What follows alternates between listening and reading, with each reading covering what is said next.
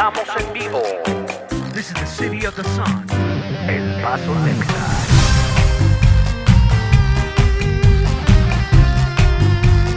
Live and talented.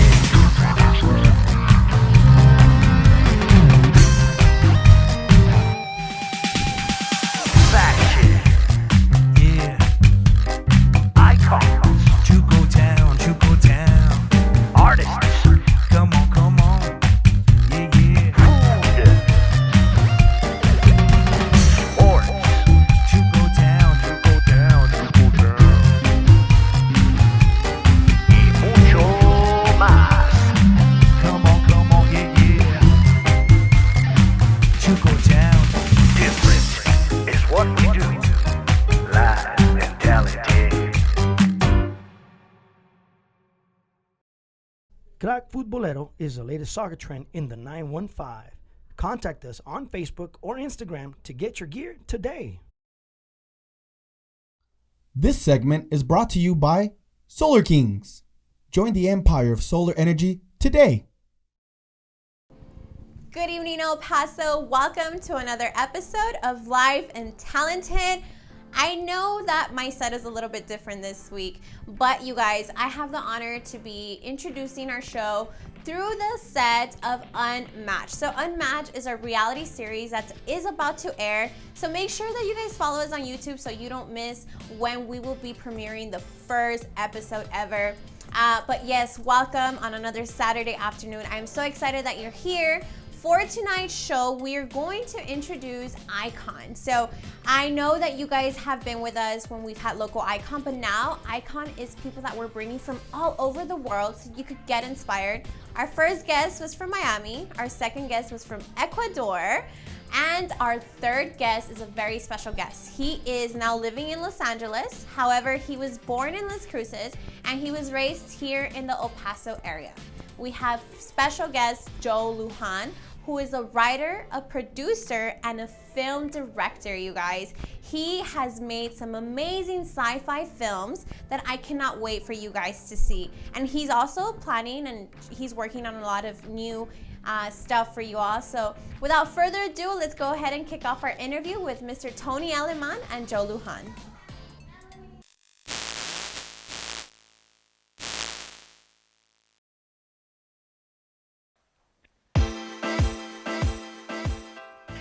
Hello, El Paso. Welcome to another segment of Icons. Yes, remember that now we're interviewing people from around the world. And today's guest is a very special guest because not only is he an original resident, born around this area from Las Cruces, New Mexico, but raised here in El Paso and now lives in Los Angeles. He's a writer, producer, and film director. He's known for his horror movies, and we're gonna learn a lot more about him today. So ladies and gentlemen, without further ado, Mr. Joe Lujan. How's it going? How are you, Joe? Pretty good, man. Thank you for having me. Thank you for being with us today, okay? Thank you. I know you have a busy schedule and you've been filming. You say you're a little exhausted.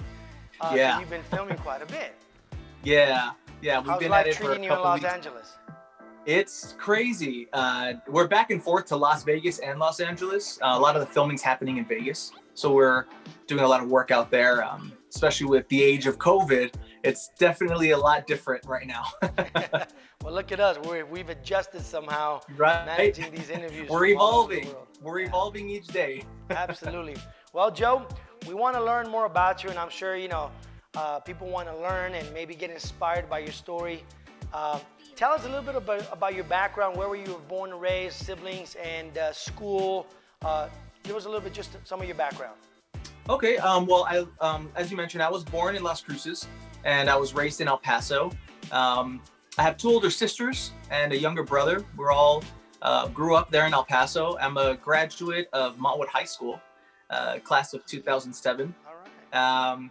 And I studied media production technology there at EPCC in Valle Verde. Yeah, I kind of started my filmmaking career unprofessionally around my high school years is when I started. I would team up with my cousins and my siblings. We would make all these short films and use it as practice. We would shoot a short film one weekend, show the family, the cousins, and my parents, grandparents, and we would ask for their feedback. We would want them to come in and say, hey, well, this was good. This was, you might want to work on it. Absolutely. Because they're the people that are going to be real. They're going to give you real feedback. Exactly. They're the ones that are the most brutal towards you in a loving way. And we used what we learned and incorporated that in the next project. And we were doing that over and over. And I surpassed about 100 short films soon after that. We did quite a bit after that. So where are all these films? Are these on YouTube? Where are these films? Some will probably never see the light of day. Oh, ladies and gentlemen, we might get a little glimpse of these in a little bit. maybe someday. Like I said, it was kind of practice. So we kind of just, we were trying different techniques of camera work and sound effects and visual effects, whatnot. But there are a few that are online. You can find them on YouTube. Recently, a few of them, well, I should say these are more of my most recent short films. Yeah, that's exactly what we're going to get into right now. Yeah, so the older ones, maybe not. Those might not see the light of day. Yeah, probably not. Yeah, maybe it'd just be fun to kind of do it in private. Yeah, believe it or not, I forget certain short films. It's like I go back in time and look at what I've done, and I'm like, oh wow, like I forgot I did that. It's like every time I'm back home, I know some of my aunts and uncles are like, remember that one film you did? Can we see it? I'm like, why do you guys want to see that? See the new stuff. Just to pick on you, man. Just to pick on you, make fun of you. Yep. Because that's what we like to do. Well, your career beginnings. Let's talk about just your career beginnings. Obviously, you started at EPCC. It's maybe a 2-year program, right? Yeah. Right. Did you but believe it or not, in LA somehow? Well, I'll be honest. There wasn't really a film program at that time in EPCC. It was more developing film, a lot of art classes, drawing, sketching, which I did incorporate into my career at one point. But filming, I kind of learned more on hand. I was on different productions and different sets, and I kind of worked my way up. Even from the transition from El Paso to Las Vegas, that transition, I was jumping from one production to another. I would do audio one set, and I do lighting the next, and kind of, I think I was even a PA a few times. There was one set I remember, I think it was the first set I was on, that they had me chopping wood. That's what I was doing on set.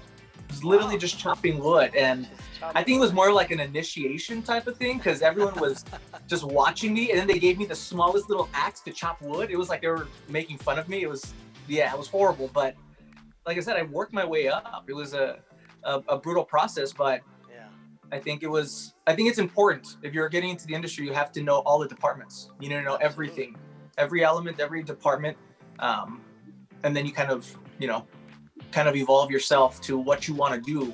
Maybe I wanted to start as lighting and all that. Once I did it, maybe it wasn't the right choice. Maybe I like audio better. So you kind of figure out really, what you want to do that way. Well, your strength and your weaknesses, your likes, where you're developing a passion. Because let's face it, production has so many departments. It's nice to know it all, but it's actually better when you just focus on one particular thing, and that becomes your niche. Exactly. Yeah. And that's the way I did it for years. Well, explain to us what is your niche? Explain to people, because you write, you produce, right? And you film, direct, or you're a director. Yeah. Do you get hired for outside productions, or do you actually do you just work on your projects? Talk to us about that and the difference. Okay, so aside from the writing and directing, I have also I guess I'll backtrack a little bit. So when I do a project, I like to get involved with everything as far as the creative part. So from the script, I already visualize how I want to shoot it, how the editing is going to be, how my actors are going to look. So I've even jumped on to creating the props. I've created the props for a lot of my films myself, as well as the costumes. I've worked very close with my mom, so we kind of collaborate together on creating the costumes for the film. All the artwork, the posters as well, I do that myself. I design those myself. Like I said, I like to be on top of everything. Yeah. But I've done that for all my personal projects. I did my own films for, I want to say, a good 9-10 years before I started getting hired to be signed on to other projects. So like before I attach my name to something, a client or someone might approach me, is like, you know what, we want you to direct this film. Obviously me, I can't just say yes right away. I have to read the script, go over everything. And then of course with my agent manager, then they have to tell me, you know what, yes, this is good, this one's a good one, this one's not. That's how I kind of decide if I'm gonna jump onto another person's project or not. It's kind of like, that's this normal process across the board with anything. I kind of learned to do VFX myself for one of my most recent films. So I get hired to do VFX for a lot of projects nowadays. Nice. I won't say I love it. I don't love it. It's a very tedious and time-consuming process, but it pays the bills. So it's kind of like, why not just do it?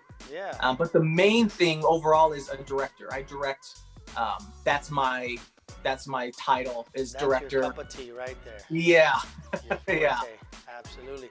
So let's talk about, you know, your barriers that you've encountered. You were here at EPCC around what, 2007 to 2009 or 10? Yeah, around that time, yeah. When did you leave to LA? What year?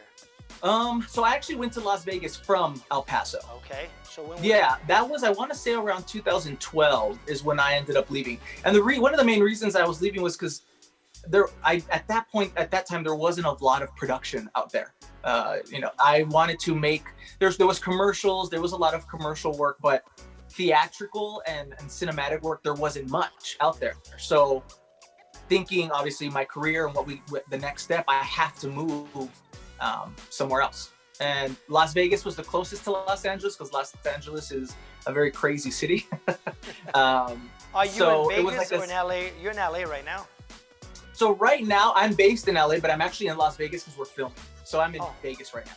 Yeah, but like I said, a lot of my work was in LA, but with COVID, things have changed so much drastically. Yeah. Things are still closed out there. So Vegas is really open. I mean, almost everything is open out in Vegas. So we have still, with abiding to all the COVID restrictions, we're able to do a full-blown production. We're able to still shoot and, you know, do all that we need to do out here.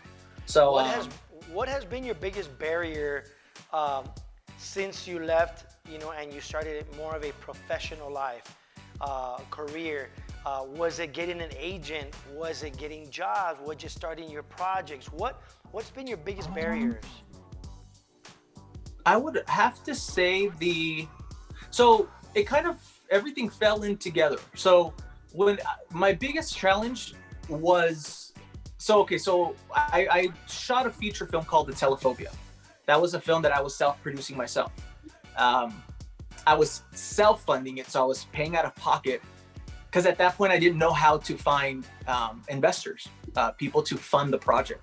So at that time, that was one of the biggest challenges. But I actually got connected with an investor that ended up funding the films. And then aside from that, everything started to have different challenges within each project. Yeah, of course. And from the casting to crew, I mean, all production, everything. I mean, you always run into challenges no matter what.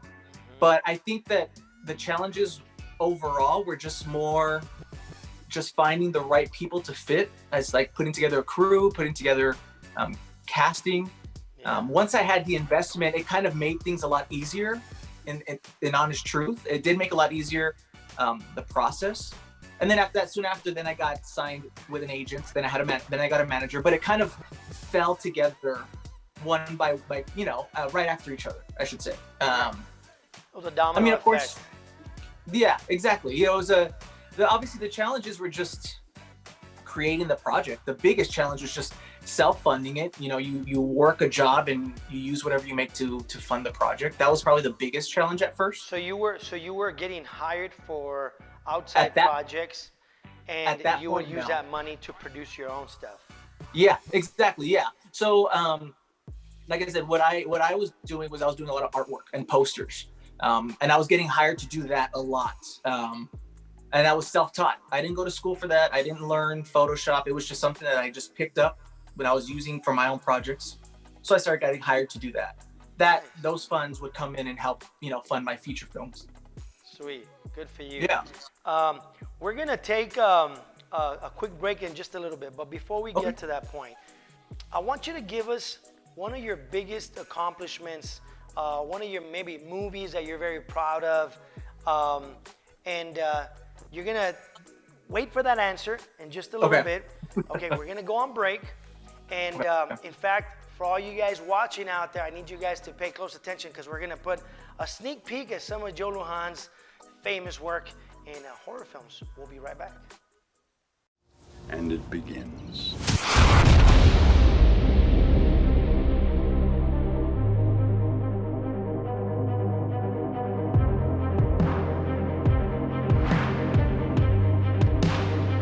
What do you want?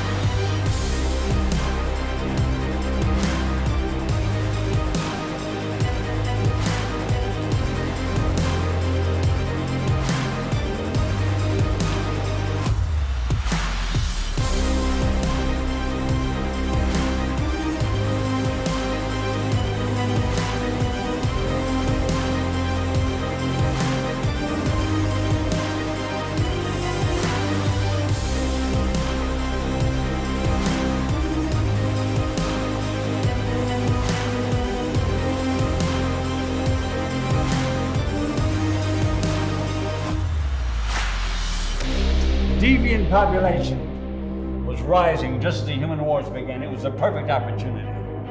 The government needed to pinpoint those responsible. I saw it as my chance and I ran with it. No hard feelings. Just business.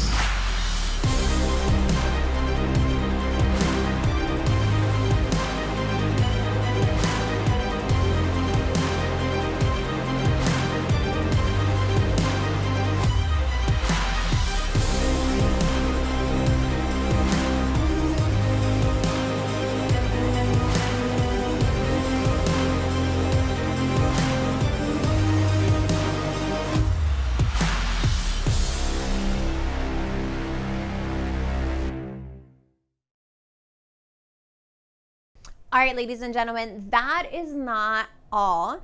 Go ahead and stick around, but for now we have to take a little short break to thank our sponsors.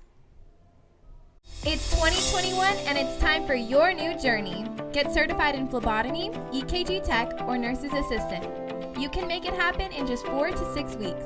Freedom Academy, heroes in the forefront. Call now and enroll today. Business owners know that location is key. Look no further. Loop 10 Business Park is ready with top-notch retail space. Set in the corner of Rojas and Joe Battle, the busiest highway intersection in El Paso. This area funnels thousands of vehicles every hour to all quadrants of the city. Your business endeavors should be noticed, and all characteristics of a successful business plan start here. Become an owner and never rent again. We have accessible pricing and the deal of the century. This is the American dream. Call now for more information. Welcome back, everybody. We're here with Joe Lujan, and you guys got to see a little bit of some of his work, some of his director's reel. But we're back, Joe, and we want to know now a little bit of those highlights and your accolades because you've worked on so many films now. Talk to us some of your proudest moments, in this career that you've had. That you've kind of, you're rising up pretty fast. Talk to us. Yeah, no, I've been blessed to experience a lot. It's been challenging but exciting. I will say though, some of the highlights. So I was focusing on horror films a lot at one point. And then I was asked by my team to try something more family friendly, something that is more for a broader audience. So So what a lot of people probably don't know is I actually have my own comic book series out on shelves right now. Wow. It's a series that I started when I was attending EPCC. It was my escape from the film and all that stuff that I was, studying. So I actually ended up bringing all of my stories and characters to life, which I've created a whole cinematic universe that includes over 130 characters. And I ended up moving on to doing a franchise called The Immortal Wars. That's a sci-fi action. Think of like a Mortal Kombat meets Hunger Games type of story is what that it's about. Cool. And for one of the biggest highlights would be seeing the characters. Obviously, after all the pre-production and preparing for all this, I was excited to see the actors in their costumes in person, seeing them on set. To me, that was a huge step. I mean, I'll be honest, a lot of filmmakers' dreams are to do a Marvel film or to be involved with something with the Avengers, or, of course, it was a dream of mine, but I said, why wait?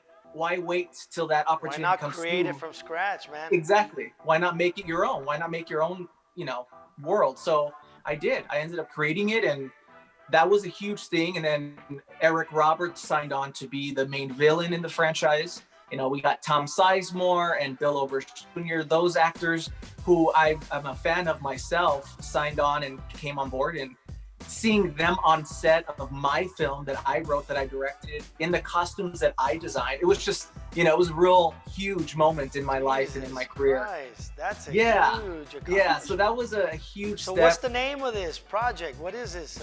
So the franchise is called The Immortal Wars. There's 2 installments out right now. And the new installment, The Immortal Wars Rebirth, actually gets released at the end of this month. So really excited for that. Yeah, it was supposed to come out last year, but we pushed it back for COVID. So of course. It has a date now.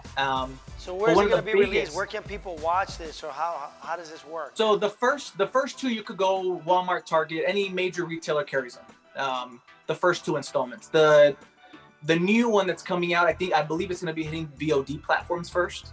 So you stream it online at first. I don't think they've released the DVD release date just yet. That's still kind of being worked on. So you already have everyone's at home right now. So you have a distributing company. Yeah. Oh yeah. So the distributor backs all my films, and my films are distributed internationally. Yeah. All of even my horror films as well. Yeah. Yeah. And let's talk about your horror films. What about one of your highlight in the horror industry? In the horror industry. Okay, so something that maybe people, kind of you got a lot more feedback from, and hey, this one was pretty gory and bloodshed and everything, and I like it. Or talk to me. So I have 2 franchises out right now. So I have the Rust franchise, which is like a Texas Chainsaw type of feel. Part 3 is actually in the final stages of production right now. Okay. And then I have a Telephobia, which has to do with a lot of the stuff I went through in high school. So it was like an artistic revenge to my experiences in high school. Artistically, it's kind of weird. It's a unique type of horror film. But I will talk about my most recent horror work. So I have a film called Billy out right now. What is it called? It is Billy. Billy? Billy. Yeah. It's a story about a possessed doll that makes you do horrible things to yourself. It was a project that I shot back in 2019, and I was blessed and honored to receive the award for Best Director for Billy at Shockfest last year. That was that was a huge thing for me. I received the award along with a few other filmmakers, and Rob Zombie. He also received the award that day as well. So it was really cool to be amongst someone that I'm a huge fan of and that I look up to, and knowing that he was receiving an award and from the same event I was receiving one. It was just a huge thing for me. Absolutely. And so that's kind of, and one thing I should mention, for those who don't know, for your viewers, all of my stuff is in a shared universe. So all of my sci-fi action films are in one universe, and then all my horror films, a Telephobia, Rust, Billy, anything I do with horror, it's all connected in one way or another. They all cross paths at one way or another. What? That's interesting. Yeah.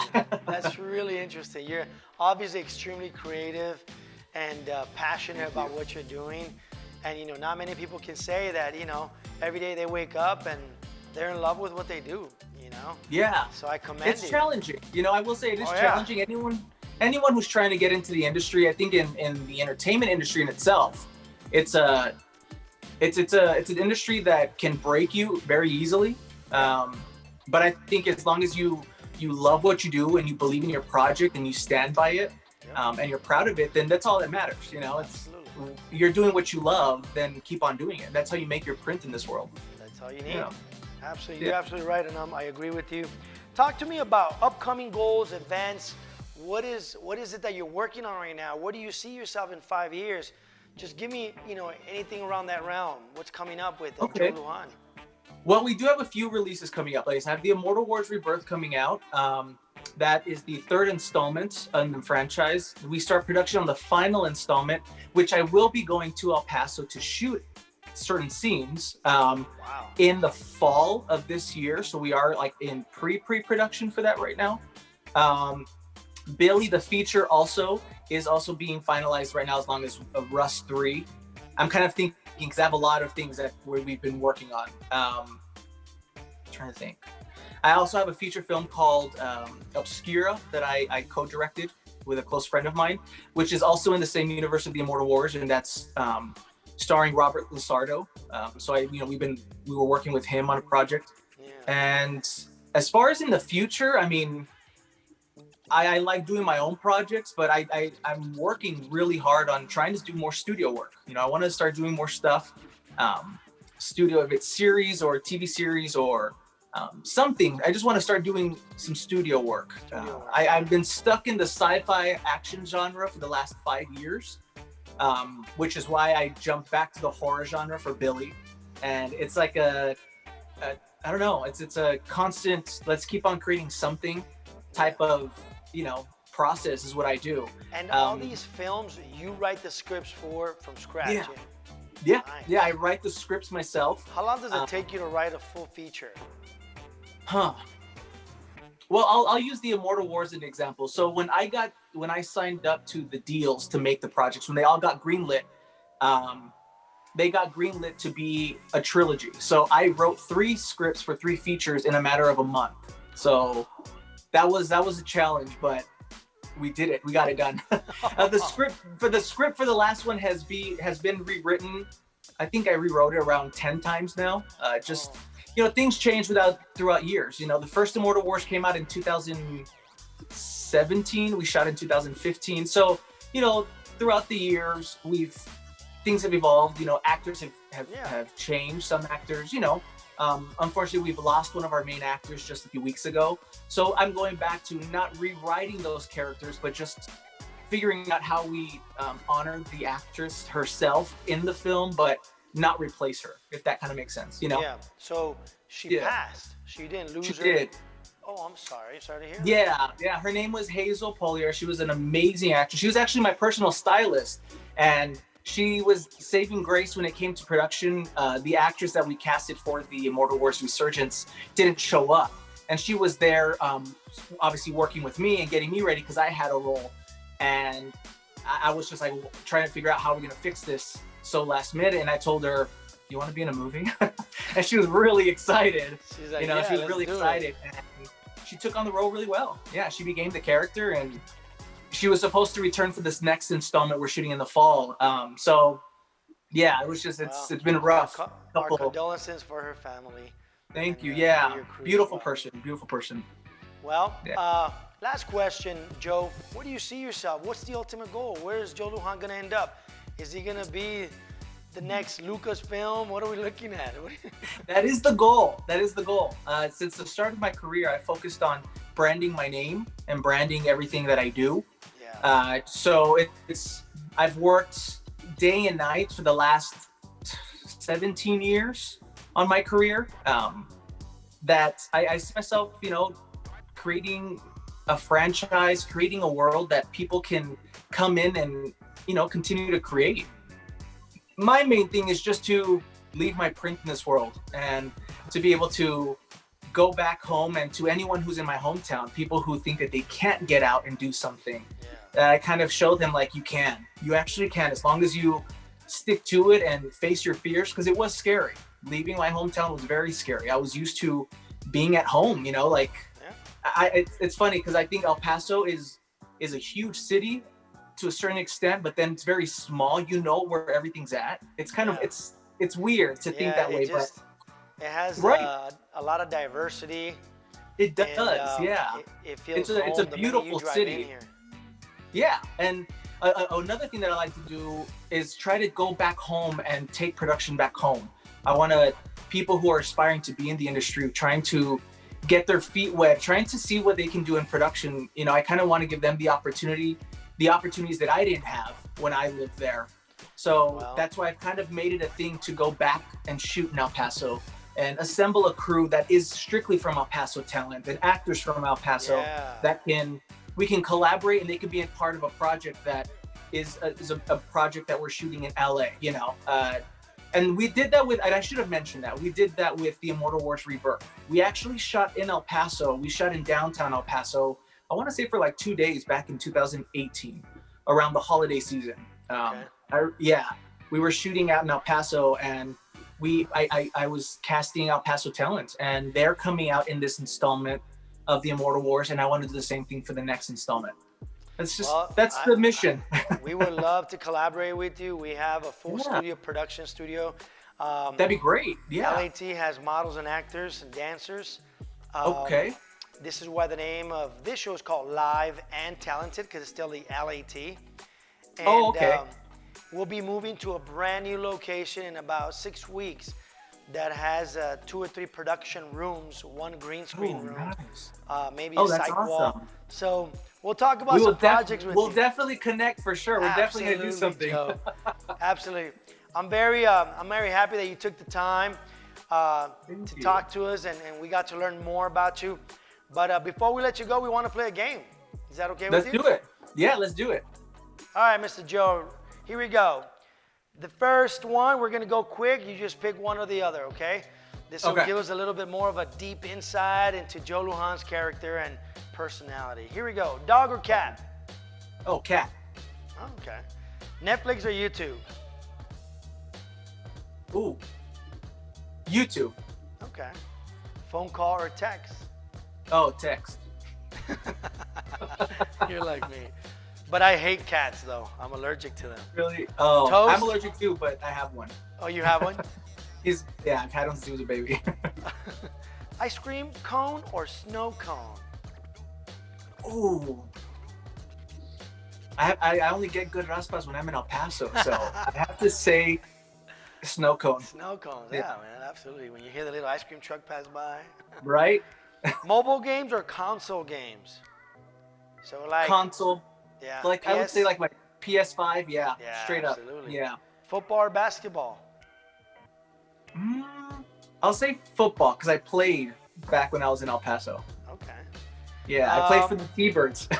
Huh?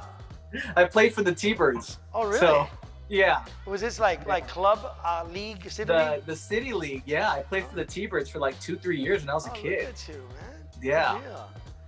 Yeah. Nice car or nice home? Nice home. I spend a lot of time at home, so I want to be comfortable. Yeah. Laundry or dishes? Dishes. I prefer laundry. Yeah. Hard or soft? Soft. Yeah. Dry or wet? Depends on what it is, but weather. I love it when it rains outside. Good. Los Angeles or El Paso? Oh, El Paso. Yeah, El Paso's home, got man. it right. Ladies and gentlemen, this is Mr. Joe Lujan. I took the time to be with us today. Joe, once again, thank you so much. No, thank you, man. Thank you. It was an honor. Thank you so much. We got to learn so much about you, especially with this or that game. And you're very similar to all El Pasoans, and definitely taco from home is much better. The best. Oh, yeah. Right? Is there anything you mom's like to... cooking is always the best. Oh, yeah, absolutely. Is mom here in El Paso for you? Yeah. Okay. Everyone is home in El Paso. Everyone. I'm out here on my own. So shout out to Ms. Lujan, right?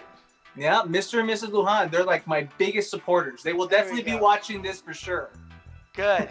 Well, congratulations to Mr. and Mrs. Lujan. You guys have a very talented young man. Oh, And thank so you. we wish you the best, Joe. Okay, Thank your new you. endeavors. Please you. keep us on the loop because we like Of to course. help you promote all your upcoming projects. And if you have a debut coming up, send us the link, send us the video, whatever it is, and we like to put it on all our channels. Definitely. Yeah, no, thank you so much. Yeah, I appreciate it. All right, ladies and gentlemen, once again, Mr. Joe Lujan, all the way from Los Angeles and Las Vegas. This was Icons. I'll see you guys next time. Mr. Joe, God bless. Thank you. All right, ladies and gentlemen, there you have it, Mr. Joe Lujan. Thank you so much for taking the time out of your busy schedule and for hopping on with Tony Aleman and inspiring here all the people in El Paso. We truly appreciate it. And El Paso, I hope that you feel inspired. You know, this is a man that grew up here in the El Paso area and now he's doing amazing things. I am excited. If you ever come to El Paso, you have a home here always, and make sure to consider me. I would love to be part of your future plans. Congratulations and thank you so much once again. Make sure to tune in, you guys. Make sure to follow us on our YouTube channel. We have amazing things going on. We have our Vamonos show and we have Icon now where we're trying to inspire our community with people all over the world doing phenomenal things. Click on the bell so you don't miss when we go live next. All right, El Paso, that's it for me tonight. We will see you here next Saturday. Get discovered, get exposure, and play at the next level. Prep One. Follow us on all social media platforms. The catwalk, the photos, the lights, the camera, the action. Get on your prime and begin training today. Register at letstudio.com and become a Halo model.